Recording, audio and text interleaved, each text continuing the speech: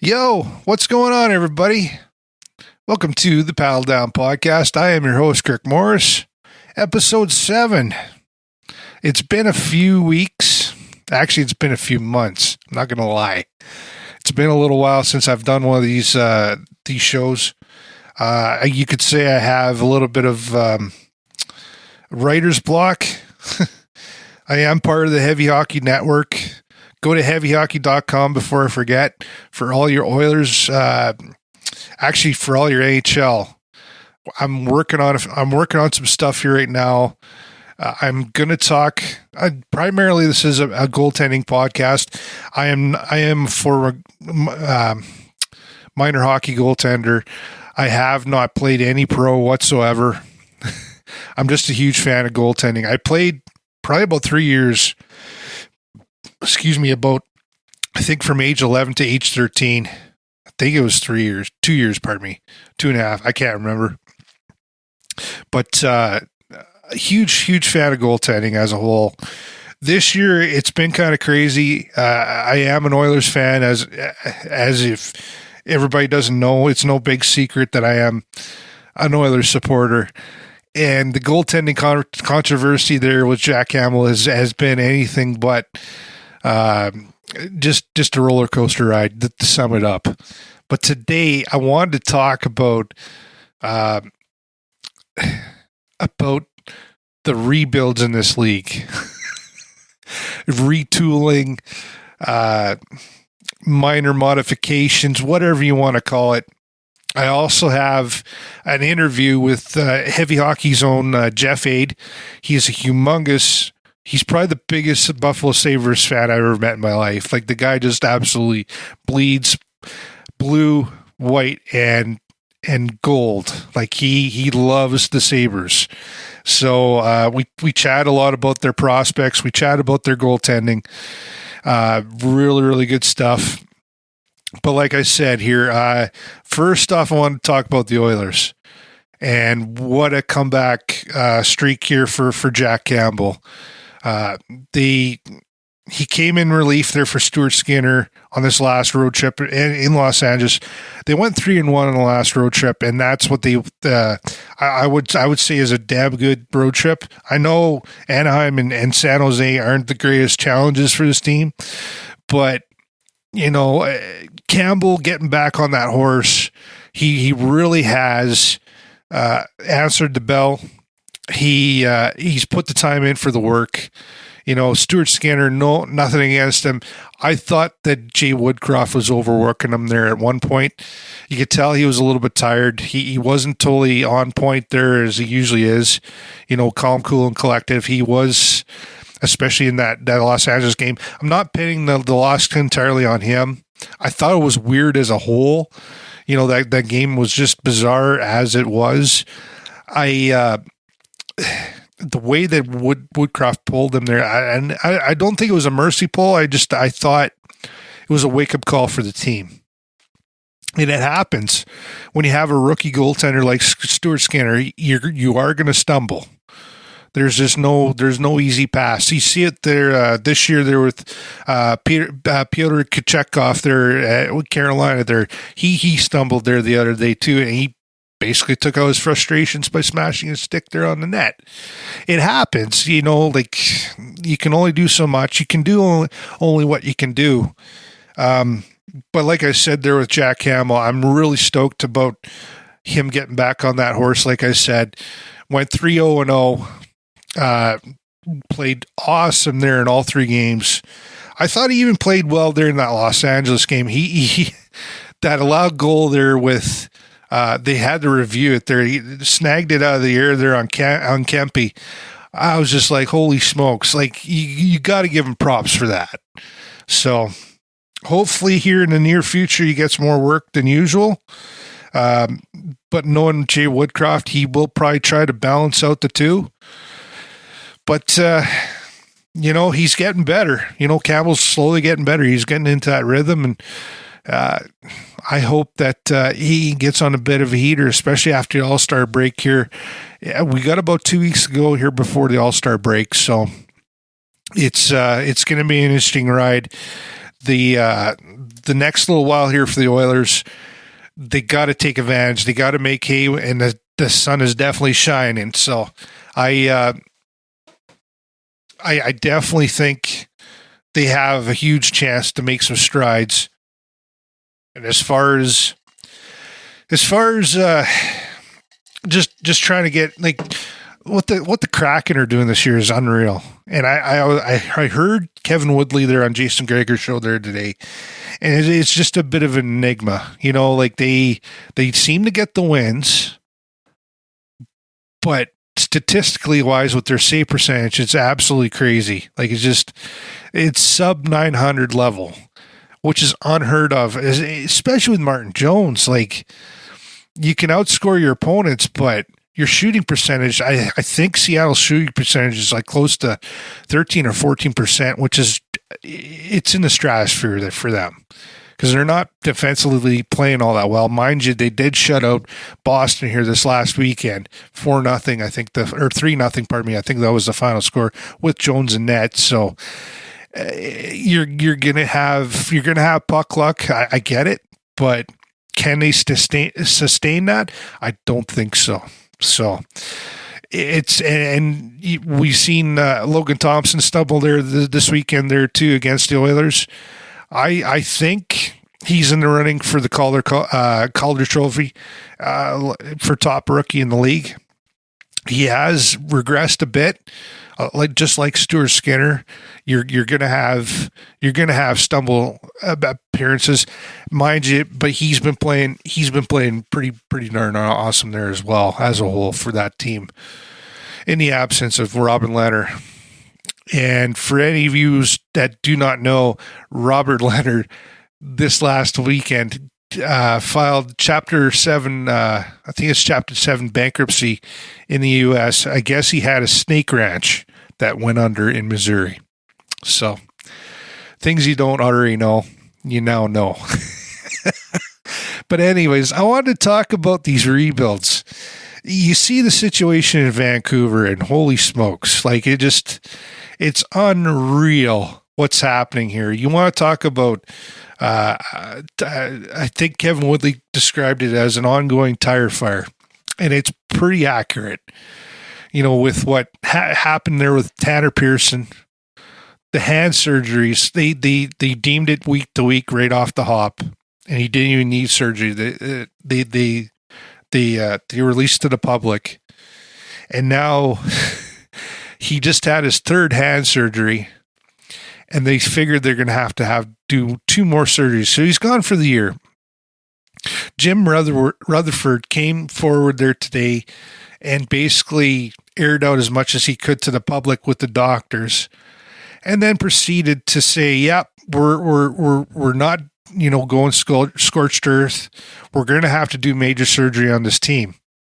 And it made me think, like with just looking back, the history of the team, they could have done this with the Sedins. They could have went scorched earth, built everything from scratch. They really didn't, in a way. And now history is repeating itself. And you've seen it there with Montreal. I remember my buddy there, Tyler Campbell there, he has his own podcast called Soups on Hockey. He hasn't done anything in here as of late, but he went on this huge rant here. It had to have been about a year and a half ago about why Montreal had to go scorched earth. This was before the draft with Lafreniere. He said it would be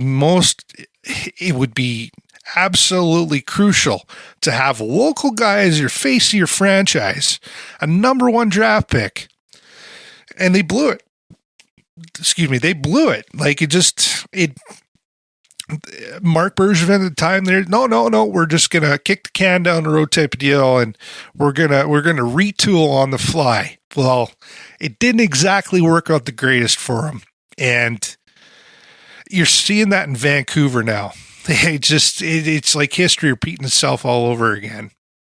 And I have to take a comparable in Chicago, what they did last year with Kyle Davidson as the new GM there. He went scorched earth. And I'm talking about scorched earth. Like he's stripping it down right to the studs. it makes you wonder, like, and people are laughing at him. It's like, well, you do your I guess you would be internal audit of the team, and you look at what you have.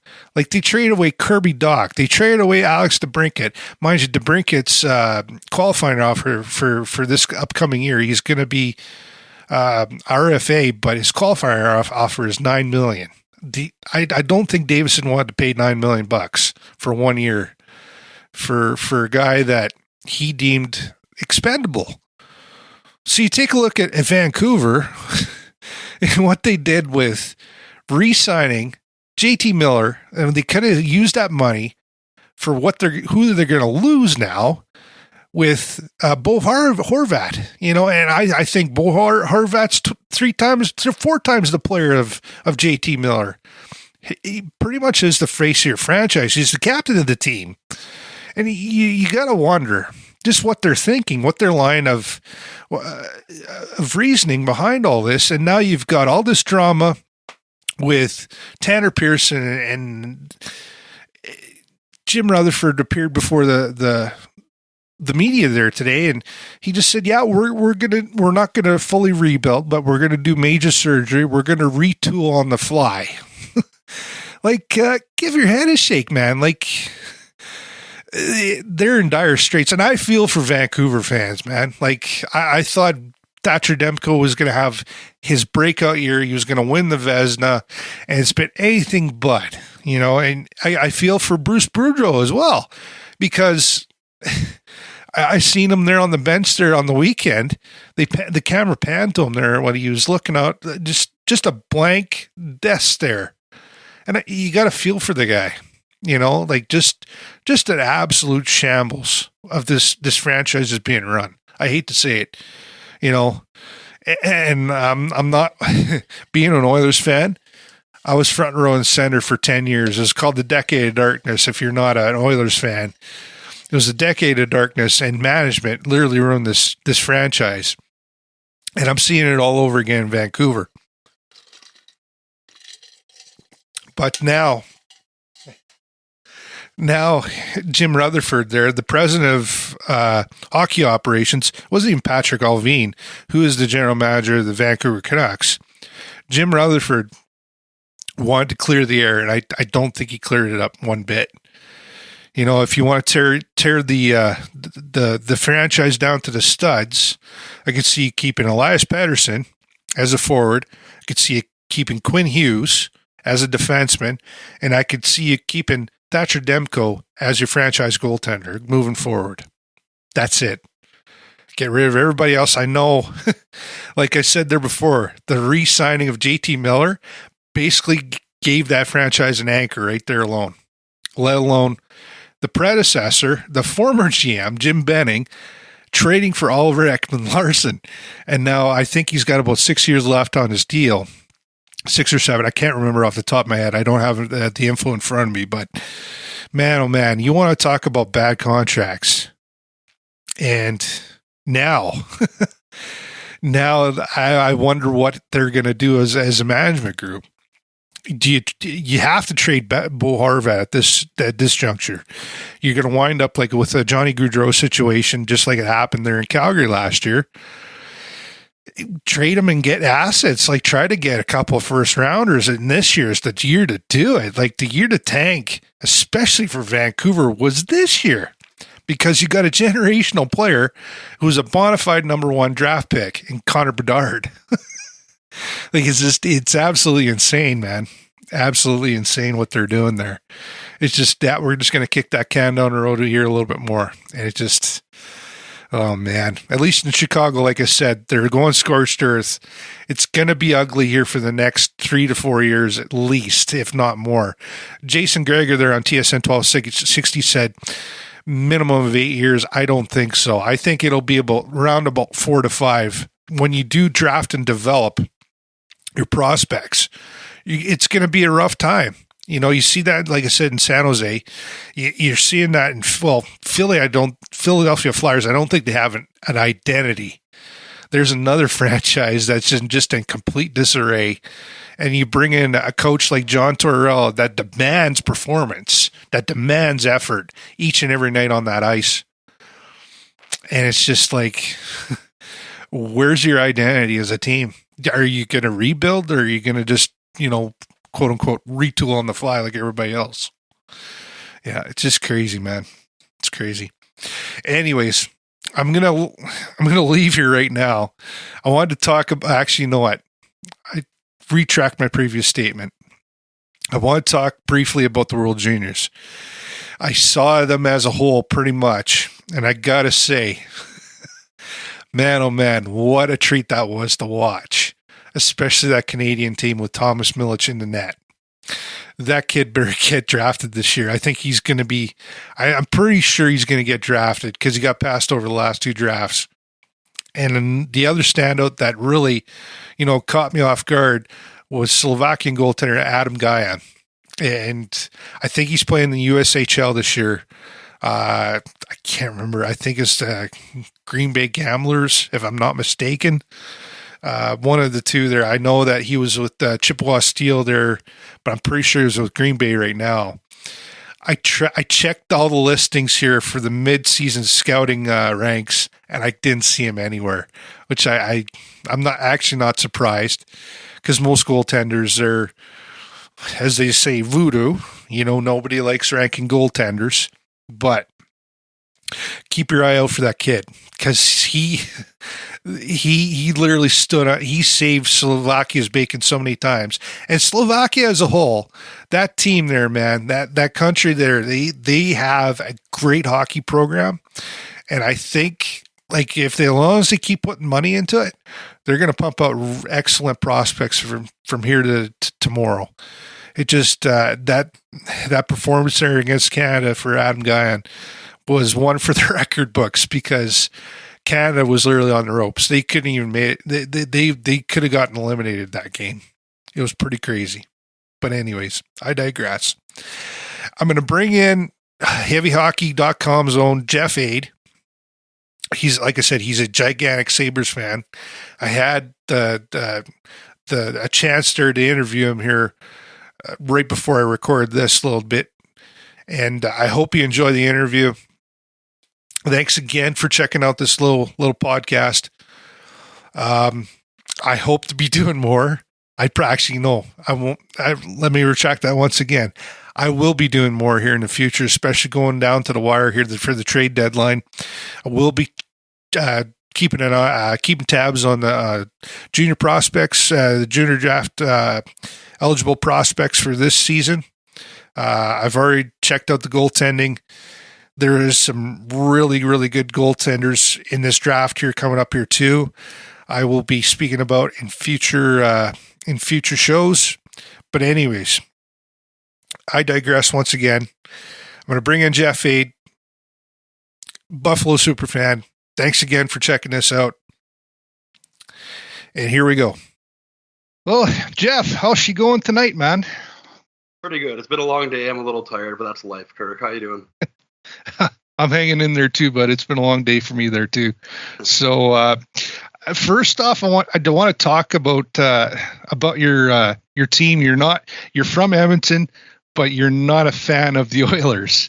I gotta ask you, like, what happened there? Like, was it just by coincidence you didn't like the Oilers, or you just said, what the heck, I want to cheer for somebody else?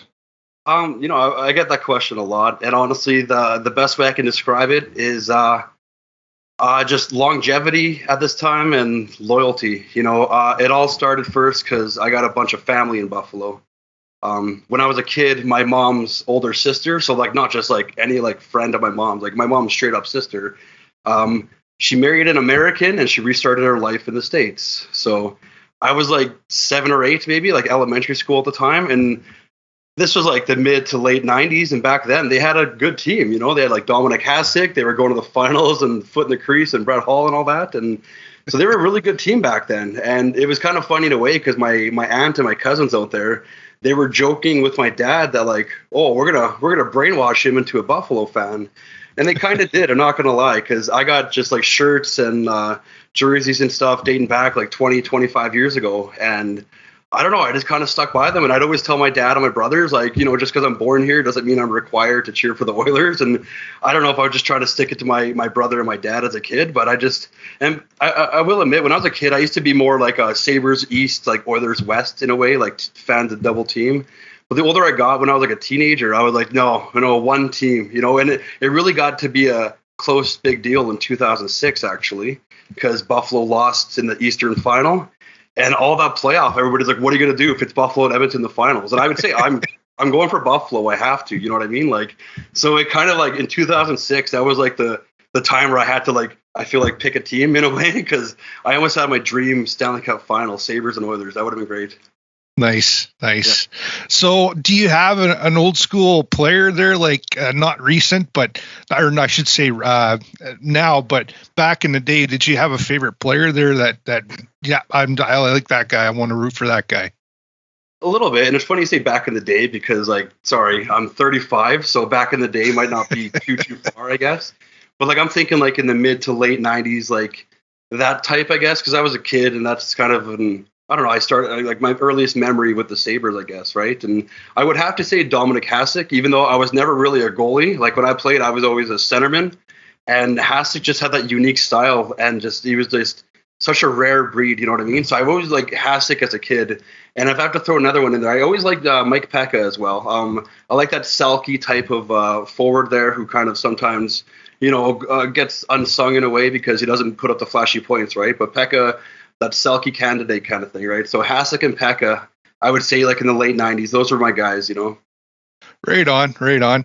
And you guys are going through a decade of darkness yourselves, kind of, sort of. You haven't had too much luck getting to the playoffs, but you got to love this young team, no? Yeah, you know, it's been 11 years now, so they topped the Oilers, and this season will be 12. And honestly, I think they're not going to make it this year.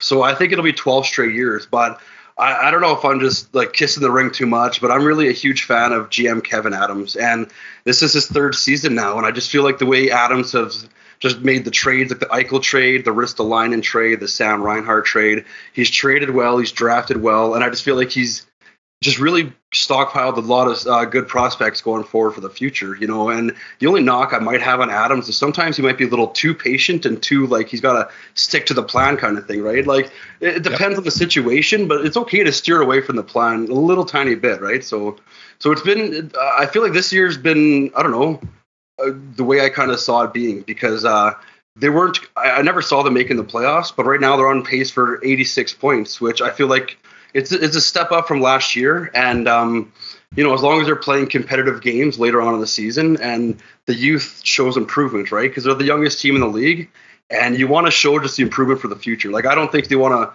I don't know, just go all in for this 2022-23 season. Like, it's about the future for this group, right? Right. No, I totally agree, man. A lot of I mentioned it actually on my first show on here at the draft, and I remember your guys' chief amateur scout. He literally broke down in an interview, and I was like, it threw me for a loop, man. I was like, wow, this guy actually cares about the future of this team, the future of the Buffalo, like caring for Sabres fans as a whole. So I'm definitely rooting for you guys, man, because it sounds like, just as you said there with Kevin Adams, it sounds like they're invested totally in this team. So I want to quickly touch on your guys' drafting. You guys have drafted really, really well, primarily even into your goaltending. So I'm a goalie guy. I got to ask you, the last couple of years here, especially, like, what do you think of the future of Devon Levi? Because, man, oh man, he had one hell of a World Juniors there that 1 year. Yeah. And once again, I think they've been pretty good drafting wise too, because they got Levi in the trade actually with Sam Reinhart. And that's right. Yeah. And I feel like it's a pretty good trade because Florida originally had Levi, and it was a good trade sending Sam Reinhart there for a first rounder and Devon Levi. And like you mentioned, the World Juniors, or Levi really stepped up and shows a lot of potential and everything. And last year he had a great year in college, but I'm not up to date on the numbers. I just know he hasn't been really up to that status this season in college. You know what I mean? So it's been a bit of a down year compared to last year, but the potential is still there. And, you know, I feel like they have a good pace with both Luukkonen and Levi, because Luukkonen's right now in the NHL and he's showing he's pretty much there. He's pretty much arrived, and Luukkonen's, you know, you want that in your young goaltender that you drafted just a few years ago. And Levi, he's still in college, so he'll be in the AHL next year. And I feel like if Luukkonen doesn't pan out, you got Levi just a couple years behind just in case. Or if Luukkonen does pan out, which Luukkonen looks like he's on a good schedule kind of with his progression, I think you could have a good tandem of Luukkonen and Levi going forward in the future. And that's two goalies that, you know, two young goalies that pretty much brought up through the system, even though Levi wasn't drafted. You asked me there in the heavy hockey chat there a little while back about Luukkonen and the parallels between him and Skinner. And I had to stop and I had to think about that for a second. What makes it so similar in your eyes as far as the drafting and development of UPL? They were drafted the same year. I'm pretty sure they were both drafted in 2017. Just Skinner was a second rounder and Luukkonen was a third rounder. Oh no, it's the other way around. Sorry, Luukkonen second round, Skinner third round. But that's right. Yeah. The similarities are just the one difference though is Skinner's last year of waiver exemption was last year, like last season. But with Luukkonen, he's still waiver exempt this year. So Luukkonen graduated. Oh no, sorry, Skinner graduated onto pro hockey a year earlier. So he's able to just be that full-time NHLer a year sooner. But both of them had some similar paths, and I feel like both teams were just being very patient in their minor league development. Because as you remember last year, the Oilers sent Skinner down, and I feel like no matter what Skinner done or did last year, he was going back to Bakersfield no matter what.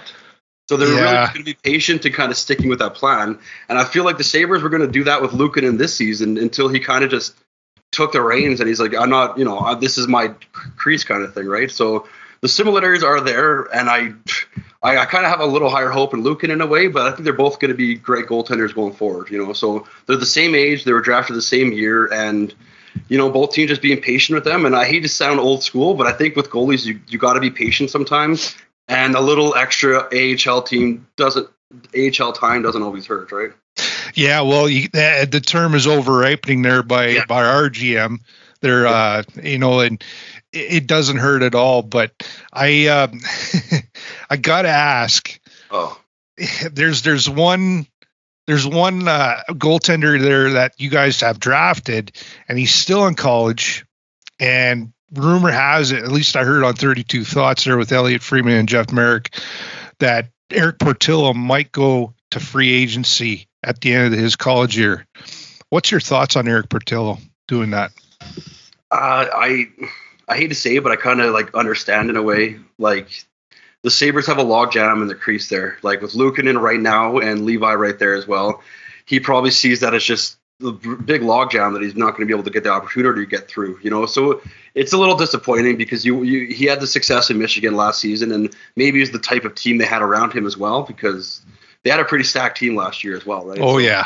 It's a little disappointing because you still like to, in my opinion, it's strength in numbers in a way, because goalies are voodoo, as they always say, right? So even if they still would have kept Eric, I feel like it would have been strength in numbers. I'd rather have the depth in that position than not, right? So, but chances are it looks like he's sitting free agency, and maybe they can trade his rights or something at the deadline, but I think his days are numbered, and it's interesting to see where he'll go, because I don't know what opportunities are out there, like in Arizona or something like that, but he's going to be stuck in the basement for a few years as well. So I wish I could see him as a Sabre one day, but it's probably not going to happen.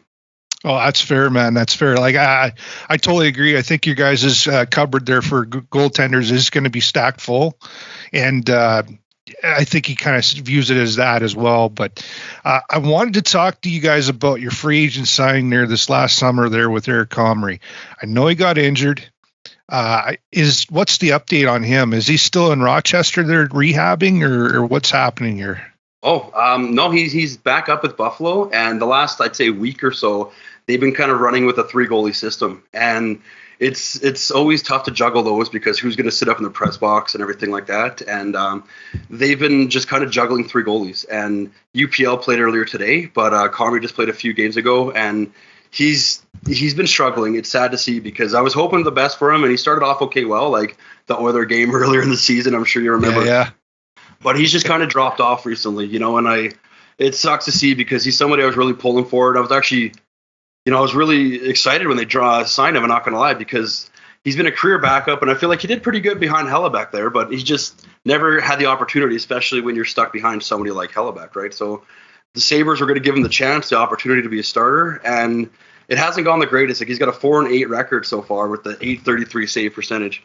So it's been struggling, but the way I look at it is it's still early. He signed for 2 years. He's only played 12. He's only played 12 games, and I feel like they're not going to write somebody off after 12 games. You know what I mean? So it's I feel like they signed him for 2 years for a good reason, to give UPL a little more time just in case. But at the end of the day, I think it'll be a UPL Comrie tandem next season with the way things are looking. So he has been struggling, and hopefully he can turn things around, but maybe he's just a backup goalie, and that's okay still too, right? So, right. My last question about Buffalo is it's amazing to see a 41-year-old goaltender. We seen it here in Edmonton. We were with Mike Smith last year, and he literally played till he just about fell apart, literally. What's your thoughts on Craig Anderson there, beating Father Time there to the punch, and he seems like he's a 25-year-old there in the net there some days when he's playing. Like, he he looks like he's having fun. Yeah, and it's great to see, at this age, he's probably just happy to still be playing, kind of thing, right? And, looking at the numbers too, he's got the best save percentage of the three goalies. He's got the best goals against average of the three goalies. But it hasn't really come out. But I think at 41, they probably want to manage his playing time in a way. You don't want to force feed it, or you don't want to throw him in too many games at this stage of his career. So it's something where he might just get limited action. And I think they're in a tough spot right now too with the three goalie system, because they don't want to healthy scratch Craig Anderson way too many times in his final year, and right.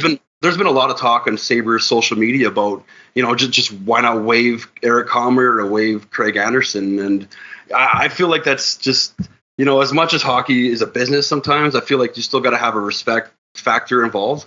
And at 41 years old, and I think there was rumors that they convinced Craig to come back. So it'd be a little rough to kind of convince a guy to come back, and then, oh, sorry, we're going to waive you halfway through the season now. Yeah, that'd be a pretty dirty situation there as a whole. And I wanted to ask you, like, do you figure that if they do honor him, like with his entire contract this year, and don't waive him, do you think he'll stick around there with the organization and be a mentor to the young goalies, even if they don't bring him back and via contract, say like a goalie consultant type of deal? Ooh, I would like to, but honestly, I don't know if he would. I feel like they got a good goalie coach in place, and I know he could find other roles in the organization. But it's tough to say, because sometimes it comes out of the family like is embedded in the community and like live there, stay there kind of thing. But I don't know, judging from social media and stuff, I think the Anderson family are still like in Florida a lot of times, and kind of that's their off-season home. And I don't know if they want to like move fully to Buffalo kind of thing after his career kind of thing. So it'd be tough to say. Like, it'd be great to see, because I think he'd be just perfect for that role, right? Like, he knows the goalies really well, and I think he seems like the type of guy that would thrive in that role. So it'd be something I would love to see happen, but I don't know if they got the room in the organization, or even if he wants to stay in Buffalo that long post his NHL career. Yeah, Buffalo isn't. It doesn't. It's. I think would be the polar opposite of Florida for sure. Yeah. Like, you can't beat the weather in Florida. That's for sure. I gotta ask you about. You talk about drama, like, and thank God it's no longer here. It's no longer in Buffalo. But you got to look out to the West Coast there at Vancouver, and the absolute hornet's nest of their franchise. What do you think about the future of Vancouver as a whole? Like, you talk about Pearson there with his hand surgeries there. You seen Jim Rutherford there today in front of the media with the doctors, and I didn't get to see the entire interview, but from what I've heard here on the local radio stations, just terrible handling of the whole situation. What's your take there on Vancouver as a whole? First off, I do think it's rather funny. You know, the Sabres hat is still on, and as a Sabres fan, I've grown up with a lot of friends who are Vancouver fans, and both Vancouver and Buffalo, I'm sure, as you know, are 1970 expansion siblings, what you want to call them, right? So, but both of them have 0 Stanley Cups. And I got a buddy for like the last 20 years. We've been bugging each other like, hey, who's going to get the first cup? You know what I mean? And we're still bugging each other to this day. Who's going to get their first cup? So it is funny how both teams have had major struggles over the last 50 plus years. But as for Vancouver, it's if I try to be unbiased, it sucks, but I also feel like they haven't really pulled the pin to like go like full tank mode. And at this point, that's sometimes what it takes. If you're just drafting in like the 8th to 10th overall range or 8th to 12th, you're going to get a good pick, but not the type of like pulverizing pick that's going to just alter your organization kind of thing, right? So they got good picks there in Quinn Hughes and Elias Pettersson, but like I feel like Rutherford's just kind of mismanaged his finances, and now things are just like, I think one of his quotes today is we're in quite the pickle with Bo Horvat. And I'm like, well, how did you guys get into that pickle? You know what I mean? Like the JT Miller contract. I feel like the Ekman Larson trade where they took on that big deal. Tyler Myers has got $6 million, but I think he's done in next year or the year after. So there's a lot of just overpaid individuals there, and I still kind of laugh in a way because I got the Oil King shirt on, and Dylan Guenther could probably be a Vancouver Canuck today, but they thought it was a good idea to make a trade there, and Dylan Guenther's now in Arizona instead of Vancouver, right? So there's a lot of just weird decisions there, and Rutherford, I know, has got the resume, but sometimes it feels like these older GMs kind of, the game passes them by in a way. And, the cap era is just a different animal, you know what I mean? So Rutherford, I know, has had success in the past, but it's I don't know, maybe it's just kind of beyond him in a way this time. So the Vancouver thing is Horvat's probably gone, and I don't think it's going to get any better anytime soon because they're probably going to draft in like the 5 to 10 range this year. So they're not going to get like a top 5 pick, and they're just going to be, sitting in that middle range for just years to come until they finally pull the trigger. Like, okay, like we got to just tank or not kind of thing. Right. So. Yeah, no, I hear you, man. I totally agree with you. It's a complete scene out there. It's terrible, complete tire fire. Lastly, I got to ask you, I seen the Oil Kings shirt, so I had to ask, do you take in a lot of Oil Kings games there, or try to manage to get to a few here year after year? I try to. Like last year was a big year. They had a great team and everything, and I went to about maybe like 10 games, like including regular season and playoffs. But I went to a good 4 playoff games, and it's just great to see that team because I kind of knew like this team is going to plummet, which they have this year.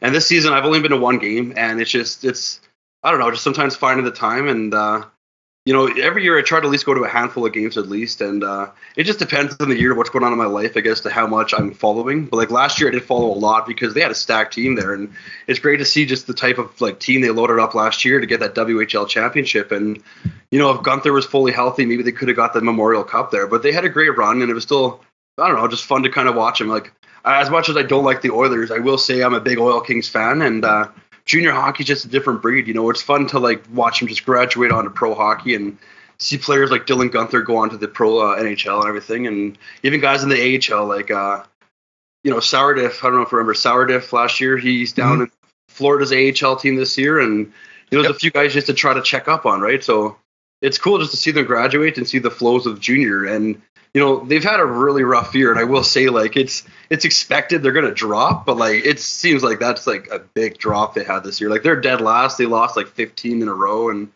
so, like, there was going to be a step back, but that's, like, a huge leap backwards, and so it's been a rough season, and, I'll try to check out a few games because it's good for the kids. It's cheaper tickets, and you can sit closer to the glass and stuff like that, but it's, definitely a rough go-around this year. Yeah, no doubt, man. I got to ask you about the World Juniors. Did you manage to take in any and watch any games there on the television or not? Honestly, not many like in full length. There's a lot of times where I just kind of saw highlights online and kind of watch it online. But it just, Connor Bedard is on another level kind of thing, right? And from a Sabres perspective, it was good to see Juraj Kulich in there for Czechia. And Kulich's somebody that they drafted 28th overall last year. And it was just one of those things where people are like, how did he drop this far? And he's been doing, from what I've seen anyways, really good in Rochester. So just those Sabres prospects were good to see from Kulich and Czechia. And Yeah, like I said, sorry, I didn't get the chance to watch all too many of the games. I just a lot of times I listen on the radio in 1260 or just kind of saw highlights online there. So Nice. Yeah, no, it's funny where you see where they drafted. You seen with the Buffalo Sabres there with Jack Quinn and JJ Peterka. You seen where they were in the juniors and then how they've grown, and now they're full-time NHLers. What favorite? I got to go back to your team there for a second. What's your favorite player on the team this year? That's a good question. I would have to maybe go with Dylan Cousins in a way, just because Dylan Cousins is somebody that I remember watching in the WHL before he got drafted by Buffalo. And during the 2019 draft, I was like, I don't know if he'll make it to Buffalo because he was ranked pretty good in some rankings and everything like that. So I would have to say currently Cousins, just because I love the fact that he came from Western Canada, and I just remember watching him a lot in Lethbridge before he even became a Sabre. So I remember that guy before Buffalo, and it's cool to see him kind of grow over the years from the WHL days to the NHL days. And I feel like he's a rare breed because he skipped the AHL altogether.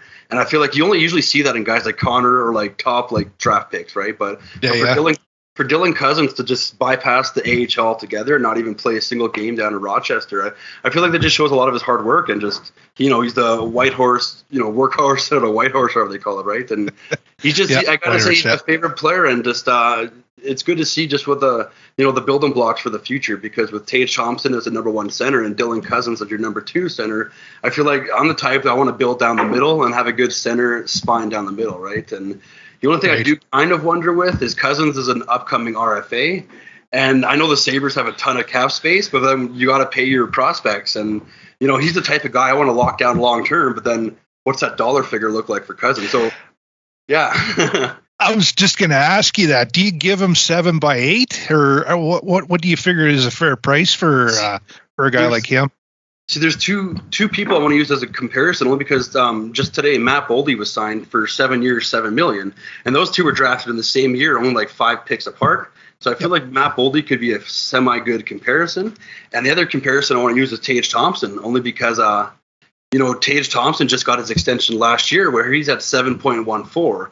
Now, just from looking at the stats and how important they are, does Dylan Cousins get more than Tage Thompson? They were signed at different times, but I haven't heard anything, of course. I don't know what they're talking about internally, but I would love if Tage Thompson is kind of like their ceiling, nobody goes above Tage. He's for forwards anyways, because Dahlin's going to get more than Tage when Dahlin comes up. But I feel like for forwards, Tage Thompson should hopefully be the measuring stick. So Tage is at 7.14. In a perfect world, they can keep Cousins on around that range or under it. So because it's going to all add up, because Cousins is this summer, and then Dahlin and Power are both in 2 summers where you're going to need to pay Dahlin lots, and Power, let's lock him down while we can too. So as much as they got the most cap space in the league, that's going to be gone in a few years pretty quickly too. Right. And you mentioned Tage Thompson there. What a steal from St. Louis with that Ryan O'Reilly trade, eh? Yeah, and I will admit, back when it happened, I thought okay, he's for the future.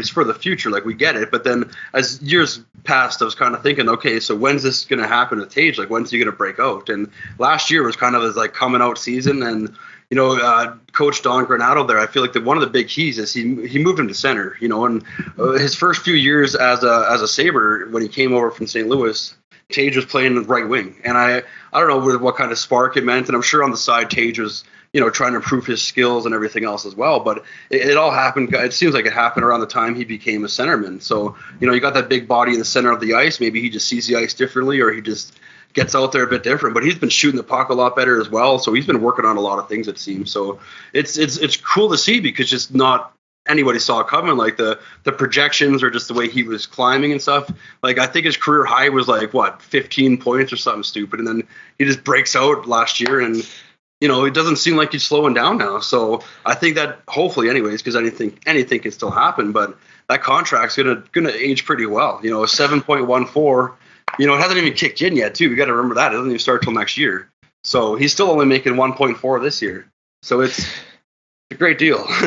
Yeah, no, and I was just going to say, it's crazy to think that they nearly traded him away for a 5th round pick. Yeah, I At remember least hearing. that's what I heard there on the radio. I just shook my head. I'm like, wow, like they're one step away, and it could have fell right out there for them as well. But you gotta say thank God, like they and as you said, they're like Kevin Adams being very, very patient, and it's paid off in spades now. Yeah, no, that's for sure. And as much as I'm not a fan of former GM Jason Botterill, that was actually one of Botterill's trades and something that's still kind of helping the team out today. You know what I mean? So they got a first round pick in that with defenseman Ryan Johnson, and he's still out in Minnesota. And Ryan Johnson's another one that's still not signed, but there's some good hype behind him. And I really hope they can lock down Ryan Johnson as well, because that decor, I don't know, if you can build your defense to the way they are, like you're going to be smiling for the years to come, kind of thing. Yeah, no doubt, man. No doubt. One more prospect I got to ask you on. I think you've kept your eye on him this year, and that's Matthew Savoie. What's your take on him? I'm a huge fan only because he's just like Dylan Cousins in a way where, I've known of him before he was a Sabre. And, of course, Savoie's from St. Albert, the Edmonton local boy. And, the Savoie brothers have been pretty well known in the Edmonton area for a few years. So I'm a huge Matthew Savoie fan. And I think, like, he's another player just like Cousins, where I was like, there's no way he can slip to the Sabres. And luckily he did slip to Buffalo. And I was just ecstatic as hell because I love as much as I'm not an Oiler fan, I love when the local players go to Buffalo because I feel like I got a little head start sometimes than a lot of Sabres fans. Like, yeah, I've been watching this guy for a few years now, right? So he statistically, like offensively, it hasn't really been there this year. But from what I've heard and been reading, like I haven't watched too much, but he was moved to the wing a little bit and kind of they tried to change his role. And I just think, it's maybe just been a different year kind of playing the right wing sometimes and jumping back and forth. But he's been on a hot streak lately. I forget the exact numbers, but I was reading lately that he's kind of perked his points production the last few weeks and last dozen games or so. So it's great to see. And, I have high hopes for the future. Now, I got to spin this into another, I don't know, topic in a way, but like with Matthew Savoie, he's not AHL eligible next year. So I feel like the Sabres will be in a tough boat, like almost like the Shane Wright Seattle situation this year, because Savoie, like he's doing well, he's doing great. I don't think another year of junior will benefit him at all. So next year, I feel like the Sabres might hang on to him as long as they can, because what does another year of junior do for him, kind of thing? I feel like he's proved enough, and at this point, he's got to get a taste of the next level in a way, right? So it comes down to the big question of should there be some kind of exceptional status to get those young kids into the AHL a little sooner? Because I think Savoie would be the perfect spot in Rochester next year, but he's still too young by the rule book and all that stuff. So it's going to be interesting to see what happens with Savoie next year, because is he going to go to Buffalo or back to Winnipeg? So it's I'm really wondering what they do with that, because I'm really high on the kid and I think he could be great for the team, but just you got to make the trigger on that. Is he going to go back to junior for another year next year? Well, and he's only 18 years old right now, correct? He is. Oh, shoot. He's still 18, but from what I recall, his birthday is January 1st.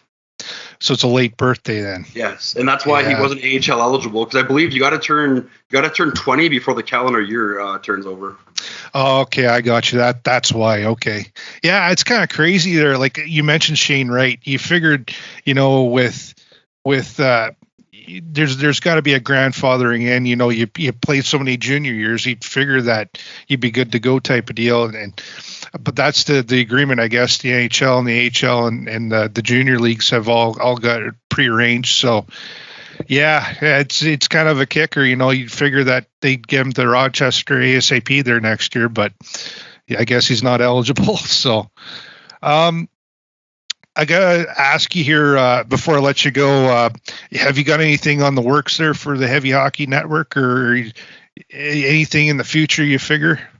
It's the one thing I love about our chief there, our boss man, Michael. He's very just open to any kind of just freedom and stuff like that, right? So the door's open and the opportunity's open, and I'm just right now, I'm not going to lie, it's more just of a confidence thing, but I'm trying to get more articles prepared for Sabre stuff. And a lot of times I do kind of get like a paragraph or so going, and then I kind of just erase it all, like, oh, that's garbage, right? And I will admit, I only got one article out so far, and like it's like I have a huge amount of respect for people who put out articles the way they do. Like it's not easy, and just I hate rereading it over because I pinpoint every little thing, like, oh, I got to take that out or change that kind of thing, right? So I would love to getting a lot more just articles out, just even if they're Sabres related or just NHL as a whole. You know what I mean? Just to get into writing more. You know, I can make long tweets or I can go on a lot of rants like I'm doing sometimes, but not just to put that to paper and articles and stuff. Like it's a big jump. You know what I mean? So that is kind of the plan. And you know, I'd love to get just more into podcasting and things like that too. But with the one thing I love about heavy hockey is it's just, as you know, it's a tight family, and you know, I feel like everybody's just a good group with each other, right? So I'm just happy to be part of the team, and I feel like the future is just it's going to be we just keep growing bigger and bigger and doing more, better and bigger things, right? So. No, I hear you with the writing, and I have writer's block right now too, man. So it happens to the best of us. And shout out to Lotzi there, like he's just literally a machine. Like, and same thing with Eric Friesen. Shout out to Mike Dursa there today. He threw up a nice article there as well. I gotta you do awesome tweets there for every Sabres game. So I gotta ask you, pardon me, what's your handle on Twitter so that people can follow you? Oh gosh. Yeah, I'm pretty active on Twitter, but in my defense, that's like the only social media thing I'm pretty active on. But my Twitter handle is AID780, so pretty much my last name and the area code. You know, I'm pretty original, I guess. And you know, I guess you can find me on Twitter and follow me on Twitter. I can be a little excessive on times, but you know, I love my hockey and it keeps me out of trouble. And I'm always willing to talk any team. And you know, I love talking my Sabres the most, but I can talk Oilers, Flames, Arizona. You know, whatever team you want to talk. So it's, you know, I love my hockey talk. So we could do it for hours, buddy. Awesome, man. Awesome. Thanks again for showing up finally. I know this is kind of a rigmarole trying to set everything up here. We've been trying to do this for a while, so I appreciate you coming on, taking the time out of your day here to the Paddle Down podcast. And thanks again, man, and all the best here. We'll probably get you on here probably next to the playoffs here again. Hopefully, we're still talking about Sabres making a playoff push. You know, you never know, right? All it takes is getting into the dance, and then you know, anything can happen after that. Yeah. Well, thanks again for having me, Kirk. You know, let's go Buffalo, buddy, and I look forward to the future, man. You've been great to work with so far, so thanks a lot. Awesome, man. Take care. So there you have it. Jeff Aid, Buffalo Sabres superfan. Shout out to him for taking the time out to come on this little wee podcast. Quick custodial little segue here. Shout out to Cody Jansen and everybody there, World Hockey Report. Go check them out. World Hockey RPT on Twitter. Check me out. I do have, like I said there before, I do have some material cooking. I am KM Rates 1. That's the letter K, the letter M, and then Writes is writing something out, and the number 1 on Twitter. You can check us out as a whole at Heavy Hockey Net on Twitter. And if you want to read our articles, just go right to heavyhockey.com. Hopefully we'll have another episode here on the Paddle Down podcast very, very soon. I hope to have a whole whack full of material up, written wise as well. So thanks again for checking out this little show. Until next time, take care.